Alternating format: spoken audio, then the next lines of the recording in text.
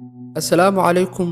Soo dhawaada saaxiibayaal. Waxaa maanta muuqaalkan kaga hadli doonaa soo koobidda filim lagu magacaabo Alive 2020 oo ah filim zombie ah, daawasho wacan, iskana taxadara.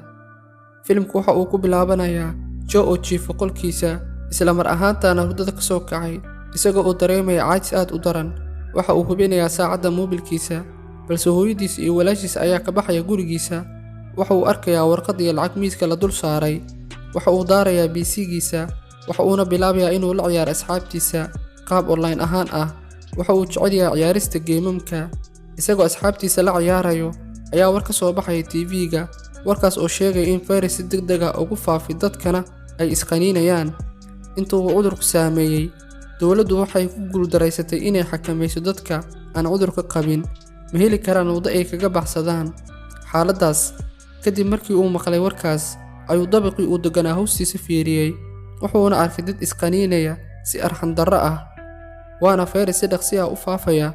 Mid ka mid ah jaarkiisa ah ayaa qolka u soo galay John. Waxa uuna qolka u soo galay si qasab ah, waxa uuna John weydiisanayaa inuu isticmaalo musqusha. Markaas kadib, John waxa uu maqlayaa warar sheegaya in qofka cudurka qabo uu muujiyo astaamo dadcunnimo ah. Marka qofka la qaniino, aragtidiisa ayaa beddelmaysa, indhahoodana guduud ayay noqonayaan, maqaarkooduna caddaan ayuu noqonayaa. Isaga oo dhageysanaya warbixintaas ayuu ninkii jaarkiisa ahaa isku beddelayaa zombie.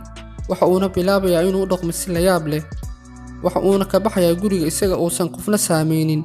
Markaas kadib, John ayaa si dhaqsi leh uga soo saaraya gurigiisa, albaabka ayuuna ka soo xirtay. John waxa uu noqday mid aad u cabsi badan.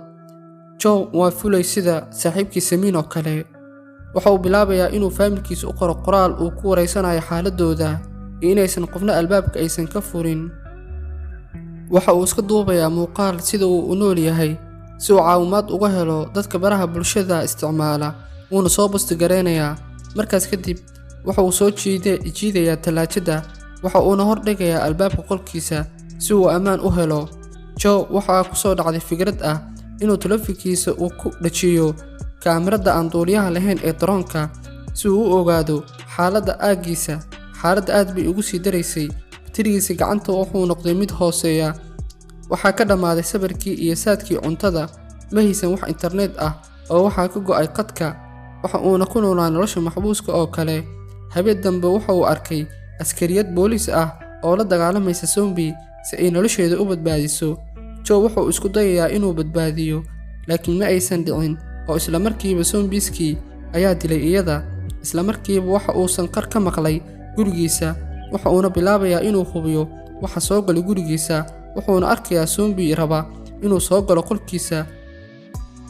John waa uu ka diiday inuu gudaha u soo galo, balse John waxa uu ku guuldareystay inuu naftiisa badbaadiyo. Waxa uu ka booday balkoonka isagoo qiyaamaya zombiga. Zombigii ayaa ku soo cararay Joe, isla markaana balkoonka ka booday, waa uuna dhintay. Joe waxa uu qabsaday derbiga, dib ayuuna u fuulay balkoonkii, waxaana caqligiisa iyo feejignaantiisa awgeed, isagoo u maleynaya inuu nafisay, ayuu cambaar kadib waxa uu ogaaday in cuntada ay kasii dhammaanayso. Waxa uu bilaabay inuu isticmaalo, halkaas uu kala soo noqday qoyskiisa iyo ehelkiisaba mala ahaan. Wax yar kadib waxa uu ogaaday inay tahay riyo. Waxa uu bilaabay inuu si daran u ooyo. Si lama filaan ah, telefoonkiisa gacanta ayuu ka helay fariin ah qoyskiisa. Hooyadiisa ayaa u sheegtay inay ku sugnaayeen xafiiska aabihiis markii ay soo weerarayeen zombieska. Waxa uuna dareemayaa murugo aad u daran. Waxa uuna bilaabay inuu jajabiyo qolkiisa. Waxa uuna ka soo baxay gurigiisa si uu u dilo zombieska intuu awoodo. Kadib waxa uu zombies cabsi badan oo cunaya hilibka dadka. Waxa uuna ku soo noqday aqalkiisa isaga oo baqaya. Waxa uu diiradda saaray hal shay oo kaliya oo ah inuu noolaado. Waxa uuna go'aansaday inuusan noqon zombie weligiis. Waxa uu go'aansaday inuu naftiisa dilo oo isku dayo inuu isdilo laser ah. Waxa uuna ku dhacay dhulka. Markii uu kacay ayaa wuxuu arkay qof kale oo waxaa la dhahaa Kim. Waxa ayna bilaabeen inay ka wada xiriiraan qaab ishaaro camal ah. Maalin maalmaha ka mid ah ayay arkaysaa zombie gurigeeda dhex jooga, wayna dilaysaa. Ma aysan jeclayn inay qof disho, laakiin way ku qasban tahay inay zombiga disho. Joe awoodiis waa ay sii daciifaysaa maadaama uusan haysan wax cunto ah. Waxay u tuuraysaa banooni yar ay gudihiisa soo dhex gelisay cunto si ay u gaarsiiso, laakiinse banoonigii yaraa waxa uu ku dhacayaa waddada. waxa ay markaa xigta isticmaalaysaa xadhig ay ku xireen labada guri si ay cuntada ugu gaarsiiso, waxayna ahayd caawimaad aad ugu baahnaa Joe. mid ka mid ah zombieskii ayaa waxa uu waddada ka helay kubaddii yareed, waxa uuna ahaa dabdamis xirfadle ah. waxa uuna xirfadiisa u isticmaalay si uu ugu fuulo dabaqii, isla markiiba xariggii wuxuu ku xirnaa kursiga. waxa uuna soo jiiday xariggii, kursigiina waxa uu ku dhacay Kim Jong.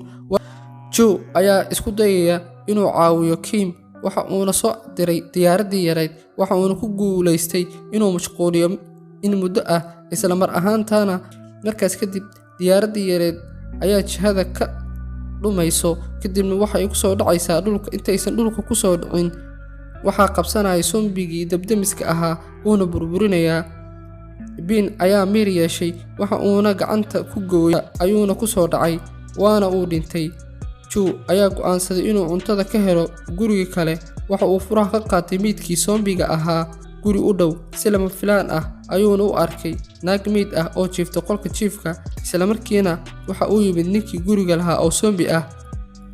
waxa uuna weeraray John, balse John waa uu isbadbaadiyey. wuxuu isku dayay inuu gurmud u soo diro isaga oo isticmaalaya raadiyaha, laakiin nasiib darro raadiyaha waa uu halaysnaa.